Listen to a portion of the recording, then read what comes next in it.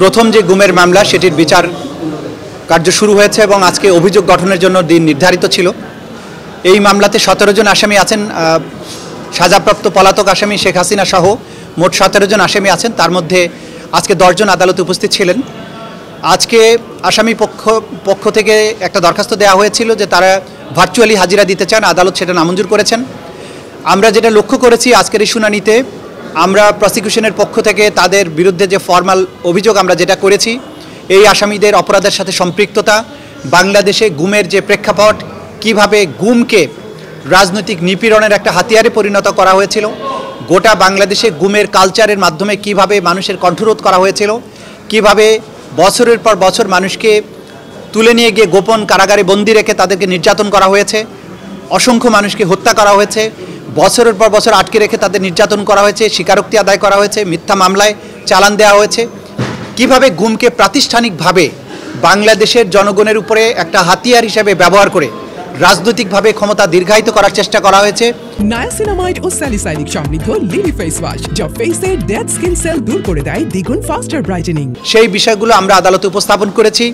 একই সাথে রোম স্ট্যাটিউটে বর্ণিত যে অপরাধের যে সমস্ত এলিমেন্টস অফ ক্রাইমস, সেগুলো আমরা তুলে ধরেছি। আমাদের ইন্টারন্যাশনাল ক্রাইমস ট্রাইব্যুনাল অ্যাক্টে বর্ণিত গুমের যে সমস্ত ব্যাপ্তি আছে, আইনগত উপাদান আছে, সেগুলো তুলে ধরেছি এবং আমরা বলেছি যে এই আসামিদের বিরুদ্ধে এই অভিযোগগুলো যথাযথ এবং এগুলোর পেছনে অনেক শক্তিশালী এভিডেন্স আছে। 4টি কাউন্টে তাদের বিরুদ্ধে অভিযোগ আমরা আনয়ন করেছি, তাদের বিরুদ্ধে অভিযোগ গঠনের জন্য আমরা প্রার্থনা করেছি। আসামি পক্ষ থেকে আজকে অনেকগুলো ডিসচার্জ আবেদন করা হয়েছিল, সেগুলোর শুনানি তারা করেননি। তারা সময় চেয়েছেন তাদের প্রস্তুতির কথা বলে।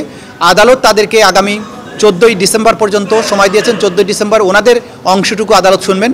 কিন্তু এর মধ্যে র্যাবের যে সমস্ত অফিসার এখানে আসামি হিসেবে আজকে হাজির আছেন, তাদের পক্ষ থেকে একটা আবেদন করা হয়েছিল যে তাদেরকে যেন ভার্চুয়ালি শুনানিতে অংশগ্রহণের সুযোগ দেওয়া হয়। আদালত সেটা নামঞ্জুর করেছেন।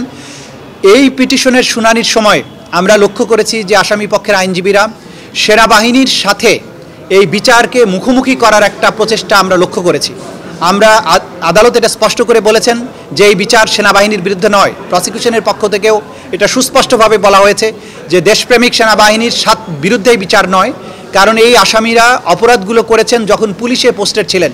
পুলিশের একটি শাখা হচ্ছে র্যাপিড অ্যাকশন ব্যাটালিয়ন বা র্যাব।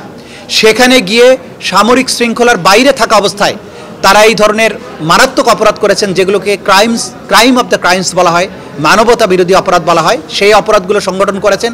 সুতরাং এই হাইপ তোলার চেষ্টা করা, যারা রাষ্ট্রের জন্য অনেক কিছু করে, সুতরাং তাদেরকে একটা স্পেশাল প্রিভিলেজ দিতে হবে, সেই প্রার্থনা আদালত নামঞ্জুর করেছেন। বলেছেন সকল নাগরিক আইনের দৃষ্টিতে সমান এবং তাদের বিরুদ্ধে যে অভিযোগগুলো আনা হয়েছে অসম্ভব রকমের গুরুতর, সবাইকে ইকুয়াল ট্রিটমেন্ট দেওয়া হবে।